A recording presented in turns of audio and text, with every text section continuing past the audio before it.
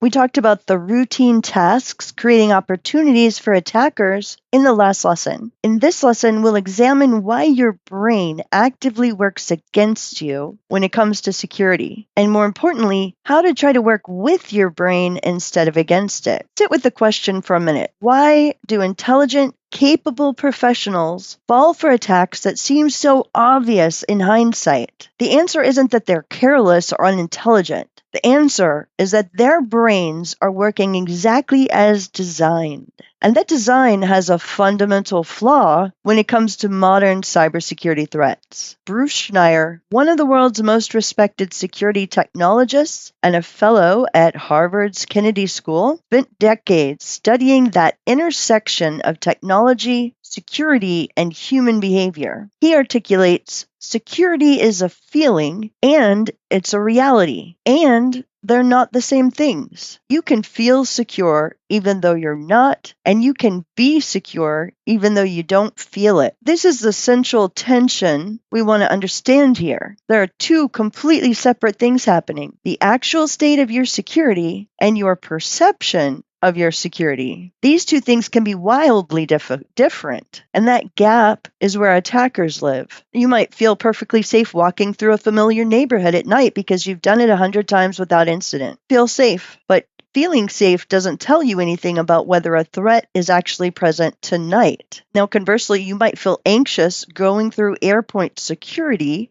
even though statistically you're in one of the most protected environments possible. In cybersecurity, the gap is even more pronounced. The digital environment is invisible. You can't see the threats the way you might notice a suspicious person on a dark street. You can't smell the danger. Instincts evolved over millions of years to detect physical threats are essentially useless in detecting digital ones. There's a specific cognitive phenomenon that affects every one of us, and it's called the normalcy bias. Now, this is the tendency to believe that because something has never happened before, it won't happen in the future. Why would that happen? It's never happened before. Because yesterday was normal, today will be normal. Because that email from accounting looked fine last time, it'll be fine this time. The normalcy bias is well documented in disaster research. When warnings are issued for hurricanes, floods, or fires, a significant percentage of people just don't evacuate. It's not because they didn't hear the warning, but it's because their brains couldn't accept that this time the threat was real. This time was different from all the other times they heard warnings and nothing happened. In cybersecurity, the normalcy bias is devastating. Received thousands of legitimate emails from vendors, so why would this one be different? Clicked on hundreds of links in documents from colleagues. Logged into your M365 account countless times. Why would this login page be fake? Of course, the answer to that is that attackers are specifically designing their approaches to feel normal. They're not trying to alarm you. They want to blend in perfectly. Nothing to see here with the thousands of legitimate interactions you already have every week. Daniel Kahneman, the Nobel Prize-winning psychologist whose research revolutionized our understanding of human decision-making, captured this beautifully. He said, "Our comforting conviction that the world makes sense rests on the secure foundation, our almost unlimited ability to ignore our ignorance." Our almost unlimited ability to ignore our ignorance. We don't know what we don't know, and we're remarkably good at not realizing that fact. We're all guilty of it at some point in time. Now, in cybersecurity, this manifests in a very specific way. You don't know the email you just received was crafted using information scraped from your LinkedIn profile. You don't know the vendor who sent you an invoice researched your company's actual vendors and payment schedules. You don't know the login page you're looking at was created this morning specifically to capture your credentials. And because you don't know these things, can't factor them into your assessment of risk. Your brain fills in the gaps with normalcy, assumes what looks normal is normal, assumes what has been safe will be safe again. Kahneman's research identified two modes of thinking that all humans use. He called them System 1 and System 2. System 1 is fast, automatic, intuitive. It's the part of your brain that recognizes faces, reads emotions, and makes snap judgments. When you drive a familiar route without consistently thinking about the turns, that's System 1. When you immediately feel that something is off, about a situation, that's system 1. It operates constantly, effortlessly, and largely outside your conscious awareness. System 2 is slow, deliberate, analytical. It's the part of your brain that does math, weighs complex decisions, and thinks through unfamiliar problems. System 2 requires effort, makes you stop and focus. And the critical point is that System 2 is lazy because your brain doesn't want to engage it unless absolutely necessary, because it consumes significant mental energy. When you're processing your 87th email of the day, which system do you think is engaged? When you're using or rushing to meet a deadline and a colleague sends you a document to review, are you carefully analyzing that document's origin, or are you clicking and moving on? Attackers design their approaches specifically to keep you in System 1. They make everything look familiar and routine and create a sense of urgency that discourages careful analyses. They exploit the moments when your System 2 is exhausted from a day of actual work. Another cognitive bias to discuss here is the mere exposure effect. The more familiar something is, the more we tend to trust it.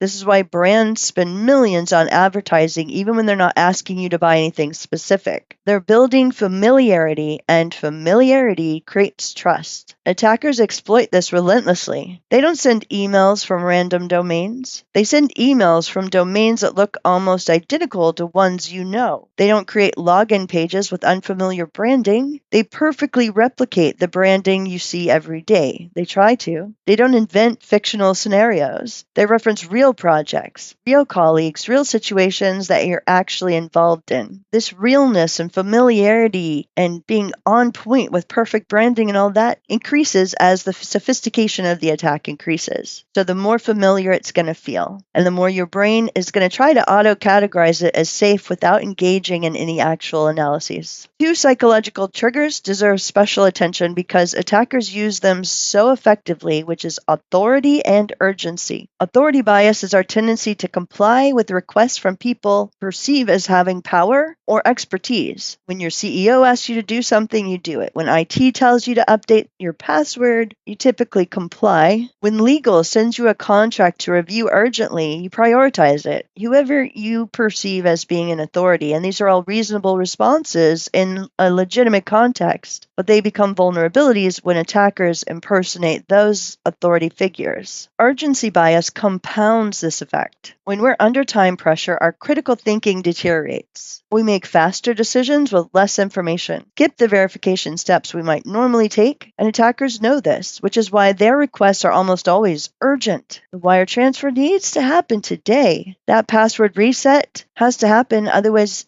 the password's going to expire in less than an hour. The document's got to be signed before end of business. When authority and urgency combine, they create a powerful psychological force. Now, we all believe we're less likely to be targeted than we actually are. Psychologists call this the optimism bias. We acknowledge that cyber attacks happen, but sometimes we believe they happen to other people, other companies, and other departments. Surveys consistently show that while executives acknowledge cybersecurity as a major risk to their industry, they rate their own organization's security as above average.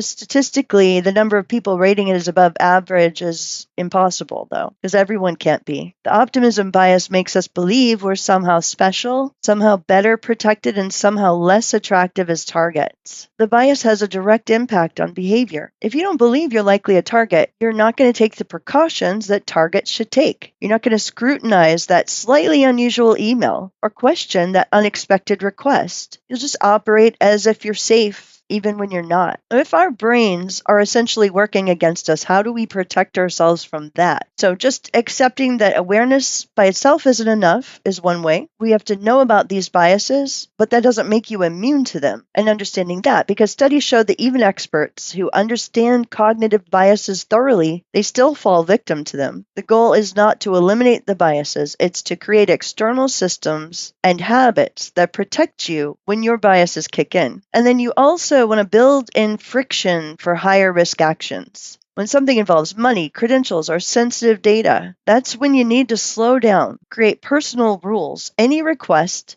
involving a wire transfer, of course, gets verified by phone, not email. Any password reset happens only by going directly to the site, never through a link. Any urgent request from a senior leader gets confirmed through a separate channel. And then you've also got to cultivate healthy skepticism about urgency. The more urgent a request feels, the more carefully you should examine it. Legitimate urgent requests can withstand a 5-minute verification delay. Fraudulent ones pretend they cannot. The attacker knows that time allows for scrutiny, and they don't want you to scrutinize the request. And then fourth, there's that discomfort signal. We use that.